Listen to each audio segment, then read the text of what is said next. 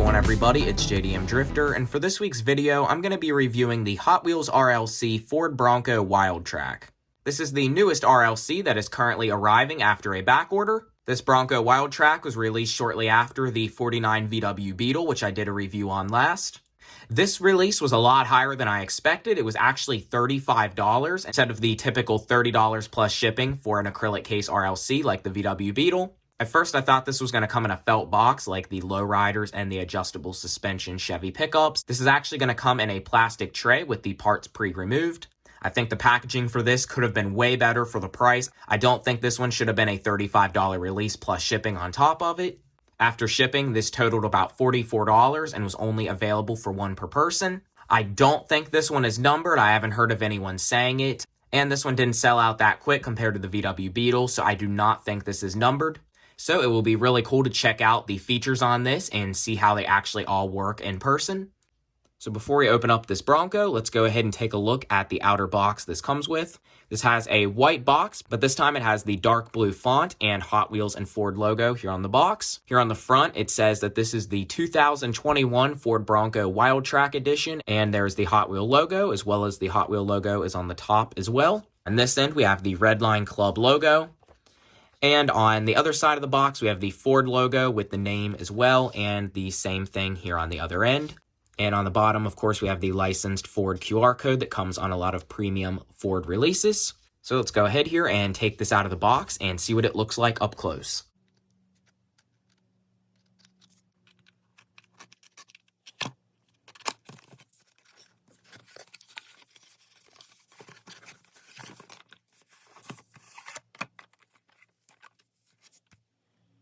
Okay, so here's what the inside box looks like. So we can see here it is in this dark purplish blue color with a colored Hot Wheel logo as well as the name of the Bronco on this box as well. We also kind of have a mountain scenery here with some trees, but it also looks like the front grille and headlights of the Bronco printed on here as well. So it's kind of a nice little detail they put here on both sides of the box.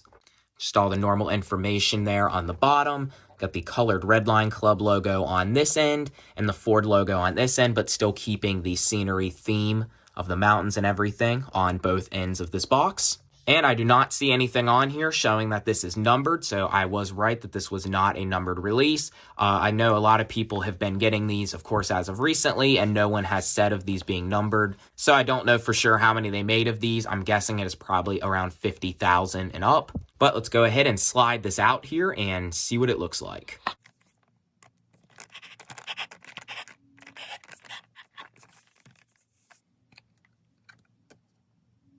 Okay, so as I thought, it is just setting in a just plastic tray. I do think this could have had a lot more premium packing. The box isn't really feeling that great a quality as well, but we just have a little plastic layer over here to hold everything in place. You can see there is the roof right here in the corner. We have the doors over here as well as the Bronco itself here in the middle. The inner box tray here also shows the same Bronco grille with scenery picture that the cover shows, as well as on the bottom here is some information about the Bronco if you'd like to read it. So let's go ahead and remove all of the pieces here, and then we can see how everything looks out of the box.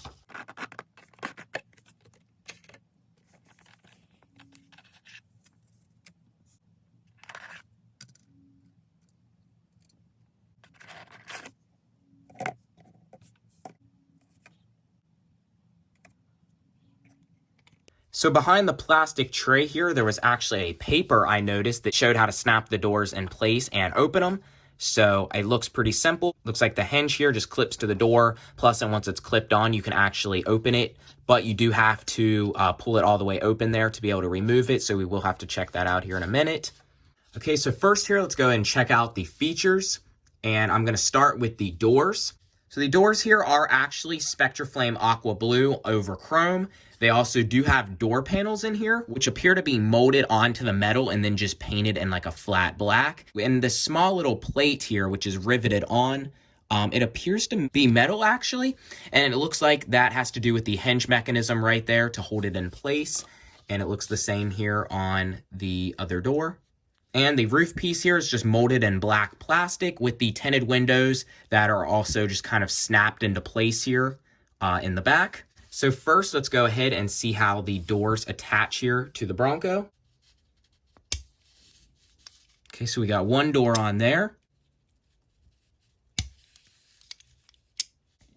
And we got the other door on there. So these are kind of hard to put on. I can definitely see damaging the casting or the doors very easy trying to put them on like that. It's like a little riveted metal bracket on the back that's used to snap it in place. And it does appear the doors do still open even after they've been snapped into place with the hinge.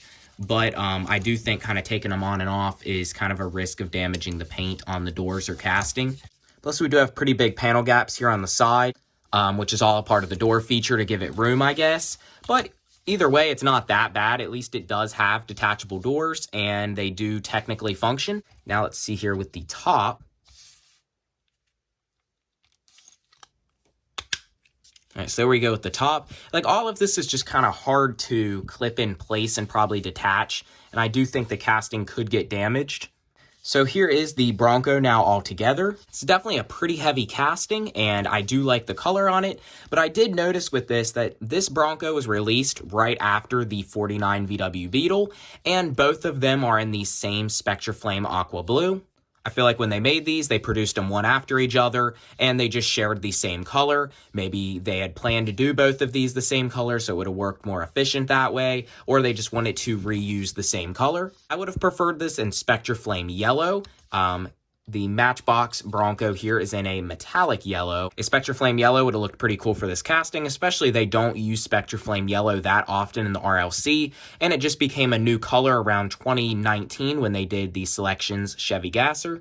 Either way, though, it's not a bad color. Spectraflame Aqua is always a pretty good color, and it does fit this casting pretty well. This is also a new model. This is not a modified casting of the Hot Wheels 21 Bronco they released in the main lines a couple years ago. That casting was very poorly proportioned, and I'm not a big fan of it. I know a lot of other collectors were disappointed on that one as well. So when Matchbox released the $2 opening parts casting, it definitely got a lot more attention with collectors. For being a Hot Wheels casting, this is actually one of the most realistic two-door Ford Bronco castings I've seen from any brand. Matchbox still has really good proportions on theirs. The thing that doesn't make, of course, Redline Clubs realistic is the chrome paint, but I do think for the money, they might as well do Spectraflame on pretty much all the RLCs, or otherwise it wouldn't really be worth spending that kind of money on these. So let's go ahead and take a up-close look at the details of this casting. First up here in the front, which makes this a lot more realistic, is the separate piece front grille plate here.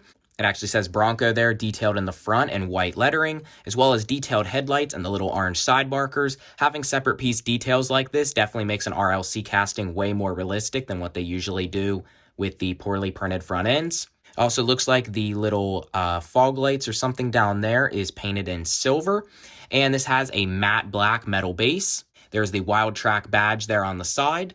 And the wide body over fenders there are actually a part of the matte black metal base. So that's definitely a nice detail. Looks cleaner than if it was plastic or printed on. Of course, this is in Spectraflame Aqua over chrome, as I mentioned earlier. And we also have the Wildtrak badge there on the hood. It appears the little pieces there sticking up at the end of the hood are also painted in black. And the detail there on the hood is also painted in flat black. It looks like this might also be a separate piece as well. It doesn't look like it's a part of the interior. The front here in between the windshield and the hood with the windshield wipers and the mirrors appears to be a separate piece of black molded plastic like the front grille. It definitely adds for a lot more realism, as well as behind the mirrors are also painted silver, if you can see that. And the little side markers there on the side are also painted silver on the mirrors. We also have the Wildtrak decal on the sides, which runs on the front and back fender, as well as on the bottom of the door there. Also says Wildtrak with the black print. This has detailed taillights, a California Wildtrak license plate, and the Ford logo there printed on the rear hatch. We also have the silver-lipped multi-piece looking deep dish wheel, and the wheel itself is just molded in black plastic with these nice treaded off-road tires.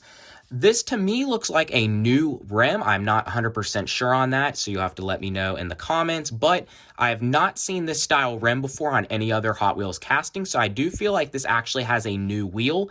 Maybe they've released it on something else, but I have not noticed any normal premiums or RLCs as of recently having this style wheel. It's usually the wheel that has the hole in it that they also will use on some normal castings as well, plus they'll put a off-road tire on it sometimes.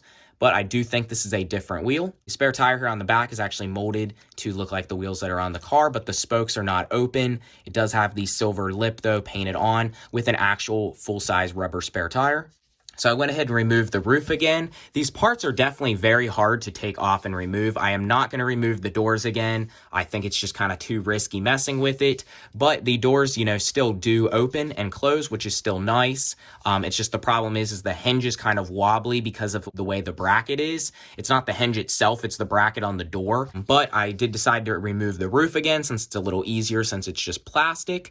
And we can now get a better look at the interior. It's kind of hard to see, but this just has a normal black molded plastic interior with the screen on the dash in blue with the Bronco logo there in gray, as well as we do have two-tone seats, which are actually also painted with a gray stripe down the middle of the bottom and the top of the seats for the front and the back.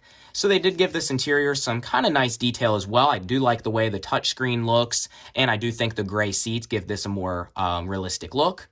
So quickly here, I'm going to compare this to the Matchbox Moving Parts 2021 Ford Bronco, which is the two-door variation, as well as the mainline four-door variation of the 21 Ford Bronco as well. First here, as we can see with the two-door, it would be more realistic for this to have been a modified casting off of this. They both do have the over fenders and everything as well, but I do believe this is a totally new casting. If you can kind of see in the Matchbox, the interior looks way cheaper and way different. It doesn't have the actually molded steering wheel or the touchscreen or anything looking similar. Also, as I said earlier in the video, what made a lot of these mainline versions of the Bronco not look as realistic is they had the hardtop, but they did not paint them black or have them a separate piece.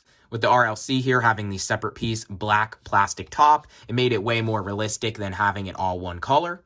Which is kind of neat having it all one color, but it does not make it realistic to what these look like in real life since you can't get them as a painted to match hardtop as of currently. All of these are the same year, which is the 21 model year, which was the first release of the Bronco. As you can see here on the Matchbox models, the four-door has the front grille plate painted in black, and it is gray on the two-door, and it looks way better on the RLC with the separate piece. Still though, it's not that bad on these. Font and the headlights are a little off, but at least it does have detail for a basic casting. As well as the back on all of these do have the Ford logo, Bronco logo, and the taillights all fully detailed, as well as spares on the back, which are a part of the interior on the Matchboxes, and a separate piece on the RLC. And definitely what made the RLC look good was the separate piece front mirrors and windshield wipers. So you can see the wipers are on the windshield of the Matchbox castings, and the mirrors are very bulky squares on the sides. And they are not painted black or anything as well, which doesn't look realistic also to the real car. And the final main variation is the gray molded plastic bases on both of the regular Matchbox main lines. Having the metal matte black base on the new Bronco definitely makes it look a lot more realistic and premium. So overall, that's about it for this review. Definitely a way better RLC casting than what some of the more recent ones were. I did, of course, really like the VW Beetle, but this one is actually more realistic than what it was. This new wheel, it appears they used on this casting, looks way more realistic and detailed, having the rubber spare, the actually molded black plastic top with the windows, having the fully detailed design over the entire casting, the interior, the separate mirrors and grille just made this a lot more premium, closer to something like a Mini GT or Tarmac casting with all the separate parts. I know Hot Wheels is doing the Elite 64. So far, we've only had one car released for it, but they have a lot of separate parts and things like the other brands. And this is definitely something different and new to the RLC to see a lot more separate pieces like that. I like the packaging and box on this, even though, of course, the inside of the box is just plastic. I like how all the printing and everything looks. And it is cool that it does have detachable doors that will still open and are painted to match. It's just the hinge and everything isn't that precise. So now I'm going to go ahead and put this RLC Bronco on the turntable, and then that'll be about it for this video.